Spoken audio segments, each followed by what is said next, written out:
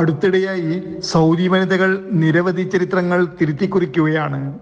ഇപ്പോഴിതാ world customs ഓർഗനൈസേഷന്റെ 2025-26 വർഷത്തെ റീജിയണൽ ഇന്റലിജൻസ് ലൈസൻസ് ഓഫീസറുടെ തലപ്പത്തേക്ക് ആദ്യമായി ഒരു അറബ് വനിതയെ തെരഞ്ഞെടുത്ത വാർത്ത കൂടി പുറത്തു വരുന്നു. മുനീറ അൽ റഷീദ് എന്ന സൗദി വനിതയെയാണ് ഈ സ്ഥാനത്തേക്ക് തെരഞ്ഞെടുത്തിരിക്കുന്നതെന്നാണ് സൗദി പ്രസ് ഏജൻസി റിപ്പോർട്ട് ചെയ്തിരിക്കുന്നത്. ജനുവരി 30 മുതൽ ഫെബ്രുവരി 1 വരെ ബെൽജിയത്തിലെ ബ്രസൽസിൽ WCയുടെ ആസ്ഥാനത്ത് നടന്ന റിലോയുടെ 31ാമത് ഗ്ലോബൽ മീറ്റിംഗിലാണ് മുനീറ അൽ റഷീദിനെ തെരഞ്ഞെടുത്തത്. ഏകദേശം 20 വർഷത്തെ അനുഭവ പരിചയമുണ്ട് മുനീറ അൽ റഷീദിന്. Saudi Zakat tax and customs അതോറിറ്റിയിൽ മിഡിൽ ഈസ്റ്റിനായുള്ള റിലോയുടെ വൈസ് പ്രസിഡന്റായും ഡയറക്ടറുമായും സേവനമനുഷ്ഠിച്ചിട്ടുണ്ട്.